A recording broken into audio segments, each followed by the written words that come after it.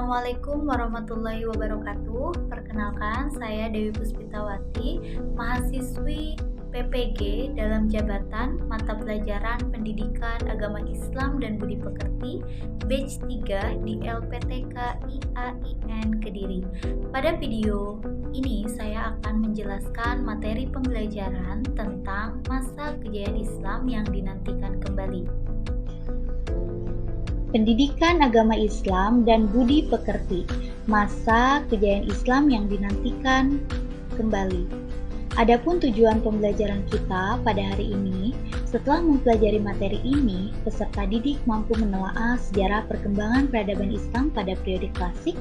Peserta didik mampu menyimpulkan faktor-faktor pendorong kejayaan Islam pada periode klasik. Peserta didik mampu menguraikan contoh-contoh perkembangan peradaban Islam pada masa kejayaan. Lalu, apa yang akan kita pelajari pada video ini? Yang akan kita pelajari pada periode ini, yang pertama adalah tentang periodisasi sejarah Islam, yang kedua tentang sejarah masa kejayaan Islam, yang ketiga tentang faktor pendorong kemajuan Islam, yang keempat tentang tokoh ilmuwan masa kejayaan Islam, dan yang kelima tentang pusat-pusat peradaban Islam. Sebelum memulai kepada materi pembelajaran, di sini kita akan membuka relung hati dengan mengemukakan pendapat dari para ahli tentang masa peradaban Islam. Yang pertama, menurut Jacques Chareister, seorang sejarawan Barat, yang menyatakan bahwa selama 500 tahun Islam menguasai dunia dengan kekuatan, ilmu pengetahuan, dan peradaban yang sangat tinggi. Menurut Montgomery Watt, seorang sejarawan dari Skotlandia, bahwasanya Eropa tidak dibangun oleh proses regenerasi mereka sendiri. Tanpa dukungan dari peradaban Islam yang menjadi dinamonya, maka Barat bukanlah apa-apa. Menurut Barack Obama, mantan Presiden Amerika, memberikan pernyataan bahwa peradaban yang berkembang saat ini berhutang besar kepada Islam. Nah, mengingatkan kita dari pendapat para sejarawan tadi bahwasanya Islam pernah berjaya di dunia, Islam pernah menguasai dunia. Selanjutnya adalah periodisasi sejarah Islam. Menurut Harun Nasution, bahwasanya periodisasi sejarah Islam dibagi ke dalam 3 periode. Periode pertama yaitu periode klasik yang berlangsung dari tahun 650 sampai 1250 Masehi. Periode klasik ini disebut dengan periode kejayaan Islam. Kemudian, periode yang kedua adalah periode pertengahan yang berlangsung dari tahun 1250 sampai 1800. Pada periode ini disebut dengan periode kemunduran umat Islam. Untuk periode yang ketiga yaitu periode modern yang berlangsung dari tahun 1800 sampai sekarang, yang mana periode ini merupakan periode kebangkitan Islam yang ditandai dengan munculnya para pembaharu Islam. Selanjutnya adalah masa kejayaan Islam. Masa kejayaan Islam terjadi sekitar tahun 650 Masehi sampai 1250 Masehi. Disebut dengan periode klasik, yaitu masa kejayaan Islam. Pada periode ini ada 2 kerajaan besar yang sangat mempengaruhi kejayaan Islam, yaitu Daulah Umayyah dan Daulah Abbasiyah. Pada masa Daulah Bani Umayyah, perkembangan Islam ditandai dengan meluasnya wilayah kekuasaan Islam dan berdirinya bangunan-bangunan sebagai pusat dakwah Islam. Sedangkan pada masa Abbasiyah, perkembangan Islam ditandai dengan pesatnya perkembangan ilmu pengetahuan. Tentu saja, kejayaan Islam itu tidak terjadi secara tiba-tiba. Tentunya ada faktor-faktor yang menyebabkan atau mendorong masa kejayaan Islam. Berikut ini dijelaskan faktor pendorong masa kejayaan Islam. Ada yang disebut dengan faktor internal dan juga faktor eksternal. Di sini akan dijelaskan terlebih dahulu apa saja faktor internal pendorong masa kejayaan Islam. Faktor internal pendorong masa kejayaan Islam yang pertama yaitu sejak abad ke-9 Masehi di negeri-negeri Muslim telah tumbuh pusat-pusat kota yang saling berlomba mengembangkan ilmu pengetahuan dan kebudayaan. Misalnya seperti kota Madinah, Makkah, Baghdad, Damaskus, Kufa, Cordova, dan Isfahan. Yang kedua, umat Islam sangat konsisten dan istiqomah kepada ajaran Islam. Yang ketiga, motivasi ajaran Islam yang mendorong umatnya untuk selalu unggul, maju, dan berkualitas. Faktor yang keempat adalah karena ajaran Islam yang membawa keseimbangan antara capaian lahir dan juga capaian batin agar memperoleh kesuksesan duniawi dan juga ukhrawi. Faktor selanjutnya adalah karena adanya kebebasan berpikir dan mengemukakan pendapat yang dijamin oleh aturan yang berlaku. Selanjutnya, faktor adanya khalifah, amir atau raja-raja muslim, menteri-menteri yang sangat berpengaruh yang memberikan dorongan dengan dana yang berlimpah bagi perkembangan kemajuan Islam. Dan faktor internal yang terakhir yang menjadi pendorong masa kejayaan Islam adalah karena misi Islam yang senantiasa membawa rahmat bagi seluruh alam. Nah, kemudian di sini ada faktor pendorong masa kejayaan Islam secara eksternal. Nah, ada apa saja? Yang pertama, karena adanya hubungan yang dinamis antara kebudayaan Arab Islam dengan kebudayaan yang lain yang telah maju sebelum datangnya ajaran Islam, misalnya Mesir, Babilonia, Yunani, India, dan Persia. Kemudian terbongkarnya rahasia pembuatan kertas di Cina melalui para tawanan yang ditangkap di Samarkand yang setelah dipelajari berulang-ulang akhirnya orang-orang muslim pun mampu membuatnya. Bahkan pabrik kertas yang ada di Baghdad itu menjadi pabrik kertas yang pertama terbesar di dunia Islam.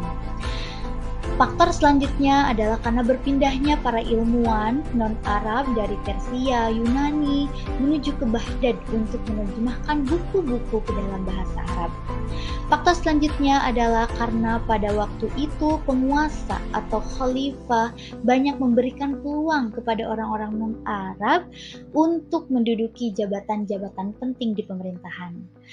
Nah, faktor yang selanjutnya, yang terakhir adalah karena kemajuan ekonomi yang dibarengi dengan munculnya industri-industri dan perdagangan yang merambah ke berbagai wilayah, sehingga berakibat meningkatnya kesejahteraan masyarakat, stabilitas politik, dan keamanan yang kondusif.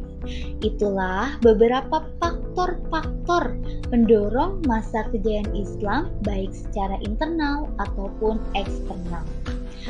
Untuk selanjutnya, dari masa kejayaan Islam itu lahirlah tokoh ilmuwan Muslim yang sangat berpengaruh terhadap peradaban dunia bahkan hingga saat ini.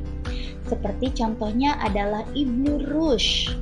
Nah, Ibnu Rushd merupakan seorang ilmuwan muslim yang sangat cerdas dan menguasai banyak bidang ilmu seperti ilmu Al-Quran, fisika, kedokteran, biologi, filsafat, dan juga astronomi. Adapun karya Ibnu Rushd yang masih dipelajari saat ini adalah kitab Bidayatul Mujtahid, kitab Kuliah Fikih, kitab Fash'i al-Maqail fi ma bainal hikmah wasyariat. Nah, itu. Selanjutnya adalah